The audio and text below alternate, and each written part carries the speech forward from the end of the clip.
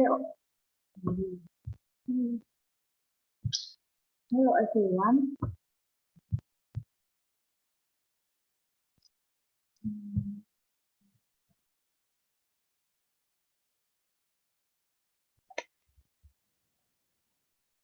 Assalamualaikum warahmatullahi wabarakatuh. Hello everyone, kembali lagi di channel YouTube saya nih, Eli Rahmayati Pohan, adalah channel baru nih. Saya di channel baru ini akan membahas tentang akuntansi transaksi penyaluran dana syariah dalam pembiayaan akad mudarobah. Sebelumnya, puji syukur atas nikmat yang Tuhan limpahkan sehingga kita dapat melihat nih YouTube channel terbaru saya dalam keadaan sehat. Dan saya hormati dosen pembimbing akuntansi Bank Syariah, Ibu Dr. Nurlinda SCAK MSI CERA CIIQA. Dan saya di sini akan menjelaskan tentang akuntansi transaksi penyaluran dana syariah dalam pembiayaan akad mudarobah dalam tugas akuntansi Bank Syariah tersebut. Jadi saya membuat dan menjelaskan nih tentang gimana sih mekanisme tentang penyaluran dana syariah dalam pembiayaan akad mudarobah. Teman-teman kan ada nih yang belum tahu, ada yang belum paham tentang apa sih pembiayaan tersebut, apa sih penyaluran dana tersebut. Jadi saya akan menjelaskan nih. Sebelumnya nama saya Eli Rahmayati Pohan, kelas PS4B, NIM saya 2005 205 16 10 18. Saya berkuliah di Politeknik Negeri Medan, jurusan akuntansi, prodi D4 Keuangan dan Perbankan Syariah. Oke, lanjut aja untuk menghemat waktu nih ya kan, agar teman-teman yang nonton ini tidak bosan dengan suara saya, dengan muka saya nih. Jadi saya akan membahas tentang peta konsep nih. Peta konsep tersebut kita akan membahas tentang pengertian mudarobah, rukun syarat mudarobah, pengakuan akuntansi PSAK. Jadi yang pertama ini kita akan membahas pengertian mudarobah itu apa sih? Karena kan teman-teman ada juga nih yang belum tahu apa pengertian mudarobah. Karena di satu sisi bingung gitu ya kan, karena ada yang mirip dengan kata mudarobah yaitu musyarakah, murabaha, kan banyak jadi mumu, jadi kan bingung apa sih pengertiannya dari mudarobah itu gitu ya kan. Jadi saya di sini akan membahas tentang pengertian mudarobah itu apa agar teman-teman yang nonton ini mengerti, semoga mengerti dan paham apa yang saya jelaskan. Jadi pembiayaan bagi hasil atau mudarobah itu pembiayaan yang dilakukan dengan kesepakatan penyertaan antara pemilik modal atau saibul mal, bisa disebut dengan saibul mal, dan direktur modal atau bank, mudorib, di mana pemilik modal menempatkan hartanya pada pengelola modal untuk digunakan dalam melakukan kegiatan usaha tertentu sesuai dengan ketentuan yang berlaku. Jadi nggak sembarangan pengertian mudarobah gitu kan. Ada tentunya ketentuan yang berlaku itu ada yang ditampung oleh ilmu-ilmu atau pakar-pakar lain atau dari DSN MUI atau dari fatwa ya kan, dari fatwa DSN MUI pasti teman-teman tahu nih. Jadi syariat Islam ini kemaslahatan manfaat yang diperoleh dari usaha tersebut akan dibagi berdasarkan kesepakatan bersama. Jadi kalau misalnya di dalam mudarobah ini harus ada gitu kesepakatan bersama atau ijab kabul, dan jika terjadi kemalangan selama tidak disebabkan oleh kecerobohan pengawas modal atau bank atau mudorib nih yang sering dibilang kemalangan ditanggung sepenuhnya oleh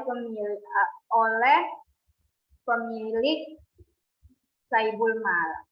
Jadi itulah pengertian dari mudarobah tersebut. Dan selanjutnya di sini saya akan membahas tentang rukun dan syarat mudharabah. Apa sih rukun dan syarat mudharabah itu? Karena kan tadi kita udah membahas tentang pengertian mudharabah ya kan? Kita sudah membahas tentang pengertiannya.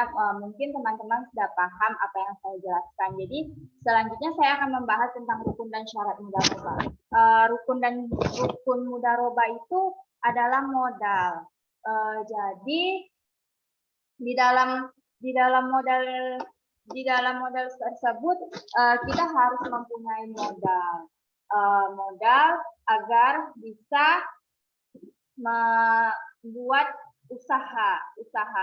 Dan yang kedua itu adalah syikat. Syikat ini apa sih? Karena susah ya bilang syikat itu ya. Jadi diartikan itu syikat itu adalah lafaz atau kata yang digunakan dalam akad tertentu. Jadi kalau sudah ada modal, lalu lafaz dari mulut kita ini digunakan dalam akad tertentu. Jadi yang ketiga itu ada akodain atau dua individu yang memiliki kesepakatan. Gimana sih kok memiliki kesepakatan? Iya dong, karena kan ini dia akad mudharabah. Jadi harus memiliki dua kesepakatan yang melakukan akad sebagai pelaku dari suatu tindakan hukum tertentu. Yang dalam hal ini tindakan hukum akad perjanjian dan harus memiliki kesepakatan. Jadi apapun keputusannya, apapun masalahnya harus disepakati oleh dua individu. Yang keempat adalah energi atau usaha. Pasti teman-teman memiliki usaha ya kan, usaha untuk bekerja, usaha untuk menanamkan usaha yang besar. Jadi usaha itu upaya kita nih sebagai manusia untuk melakukan sesuatu guna mencapai tujuan tertentu dan untuk memenuhi kewajiban, keuntungan berdasarkan nisbah yang telah disepakati. Jadi kan tadi kan yang ketiga itu memiliki kesepakatan. Udah ada keputusan nih, udah ada keputusan bahwasanya udah ada kesepakatan di antara dua belah pihak. Jadi di dalam energi atau usaha itu dia ya udah yang keuntungan itu berdasarkan nisbah yang telah disepakati di awal akad. Jadi keuntungan tersebut, yang kelima itu keuntungan tersebut berdasarkan nisbah yang disepakati, keputusan yang disepakati di awal akad. Jadi teman-teman udah ngerti kan? Dan yang selanjutnya adalah syarat-syarat pembiayaan mudharabah. Jadi ada nih syarat-syarat pembiayaan mudharabah itu apa ya gitu kan. Jadi syarat-syarat pembiayaan mudharabah itu yang pertama adalah disalurkan oleh sahibul mal. Kepada pihak lain untuk menjalankan suatu usaha produktif. Jadi di dalam syarat-syarat ini harus disalurkan nih oleh sahibul mal agar kepada pihak lain untuk menjalankan usaha produktif agar mereka produktif. Contohnya kita ambil sahibul mal di sini adalah lembaga keuangan syariah atau LKS ya, sering disebut dengan LKS. Yang kedua adalah LKS akan membiayai 100% kebutuhan bisnis. Wah, bagus banget nih. Nantinya pengelola atau mudharib akan mengelola bisnis tersebut. Jadi lembaga keuangan syariah ini jika kita mempunyai usaha yang besar tapi kita tidak mempunyai modal, kita bisa ini kita ke bank, pasti bank akan membiayai 100% dan kita akan menjalankan usaha tersebut. Yang ketiga adalah ketentuan mengenai jangka waktu dan cara pengembalian dana serta pembagian keuntungan harus ditentukan dalam perjanjian antara kedua belah pihak. Jadi udah ada nih usahanya, udah dibiayai sama LKS kan, ya kita harus tahu gimana cara mengembalikan dana tersebut dalam jangka waktu berapa bulan, dalam jangka waktu berapa tahun. Jadi kalau misalnya kita sudah menjalankan usaha usahanya sudah berjalan. Ya kita harus tentukan dalam perjanjian tersebut kepada kedua belah pihak kapan kita mengembalikan dana dan kapan dalam jangka waktu tersebut.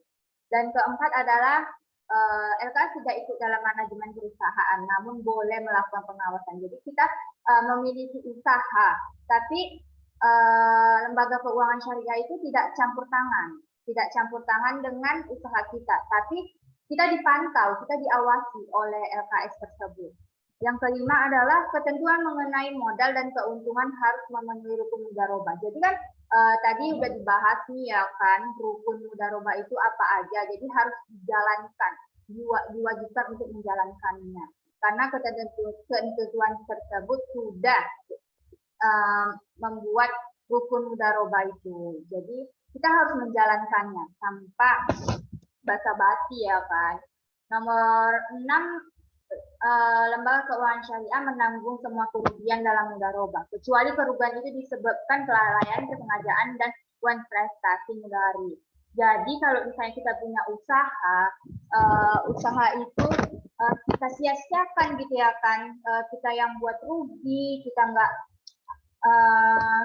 nggak berusaha, nggak semaksimal mungkin untuk menjalankan usaha itu, nggak serius, ya itu tanggungannya kita sendiri deh, bukan pihak LKS. Jadi kalau misalnya semua kerugian dalam mudharabah itu tidak dalam kesengajaan, tidak dalam kelalaian, itu akan ditanggung 100% oleh lembaga keuangan syariah.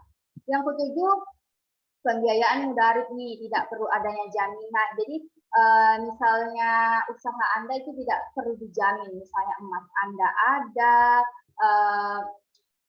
rumah Anda ada, itu enggak menjamin, tidak ada jaminan tersebut. Yang ke-8 adalah prosedur. Prosedur itu pembiayaan, kriteria para pihak dan sebagainya diatur oleh lembaga keuangan syariah sesuai dengan fatwa CSN. Jadi di dalam proses pembiayaan ini sudah diatur oleh fatwa DSN MUI tentang pembiayaan mudharabah pada fatwa DSN. Jadi teman-teman pasti tahu kan fatwa DSN MUI tentang pembiayaan mudharabah. So pasti tahu dong. Yang ke-9 adalah apabila lembaga keuangan syariah tidak menjalankan kewajiban dalam kontrak, mudharib dapat meminta ganti rugi atas biaya yang ia keluarkan. Itulah syarat-syarat pembiayaan mudharabah. Jadi teman-teman sudah ngerti kan apa yang saya jelaskan. Jadi kalau belum paham, buka wawasan baru, buka searching gitu kan, nyari-nyari lagi apa sih syarat-syarat pembiayaannya dan penjelasannya itu bagaimana, agar memperdalam ilmu dan wawasan teman-teman sekalian. Dan selanjutnya adalah pengakuan akuntansi PSAK. Jadi teman-teman apa sih gitu ya kan pengakuan akuntansi PSAK tersebut. Jadi di sini saya akan menjelaskan. Dalam PSAK nomor 105/2007, mudharabah adalah akad penyertaan usaha antara dua perkumpulan di mana pihak utama atau pemilik aset atau bank nih ya kan, misalnya Bank BSI memberikan setiap salah satu aset usaha. Sedangkan pihak berikutnya pengawas aset atau friend berjalan sebagai administrator ini ya kan, dan keuntungan dibagi di antara mereka seperti yang ditunjukkan oleh perjanjian dalam rukun tadi ya kan, tahu kan perjanjiannya. Oke. Sementara kemalangan moneter hanya ditanggung oleh pemilik aset. Begitulah dia pengakuan akuntansi PSAK secara singkatnya teman-teman. Oke, di akhir kata pasti apa sih kesimpulan dalam akad pembiayaan mudharabah itu? Udah panjang lebar, udah capek ini ngomong ya kan, tapi nggak ada kesimpulannya, sama aja. Jadi di sini saya akan menyimpulkan di dalam akad transaksi pembiayaan mudharabah. Jadi kesimpulan tersebut adalah mudharabah dalam penulisan fikih adalah sebagai pengaturan kepercayaan atau ukut al-amanah yang meminta tingkat kepercayaan yang tidak dapat disangkal dan menjaga ekuitas dengan cara ini. Masing-masing masing-masing pihak harus menjaga keasliannya untuk keuntungan jangka panjang dan setiap upaya oleh masing-masing pihak untuk melakukan pemerasan dan permainan curang dalam peredaran gaji benar-benar merusak pelajaran Islam. Jadi kalau teman-teman nih nggak ingat dosa pasti curang ya kan, ke curang, korupsi. Kalau nggak ingat dosa, ingatnya dunia, nggak ingat akhirat ya kan. Jadi dia curang, selalu korupsi, selalu makan uang orang, selalu tidak serius dalam melakukan usahanya. Jadi kalau teman-teman ingat akhirat pasti mikir nih ya kan, ini pelajaran Islam, ini ketentuan Islam, pasti kan tahu ya kan. Jadi salah satu dari itu dalam mudharabah modal dalam mudharabah modal hanya berasal dari satu pihak. Sedangkan dalam musyarakah modal paling sedikit berasal dari dua pihak. Jadi itu saja ya, demikian beberapa hal yang bisa saya sampaikan pada channel YouTube hari ini. Saya mohon maaf yang sebesar-besarnya apabila ada tutur kata maupun tindakan yang kurang berkenan bagi Ibu. Dengan ini presentasi hari ini saya tutup ya. Semoga bermanfaat bagi kita semua. Kepada Allah saya mohon ampun, kepada kalian saya mohon maaf. Ditunggu ya channel selanjutnya, channel YouTube selanjutnya. Assalamualaikum warahmatullahi wabarakatuh. Terima kasih.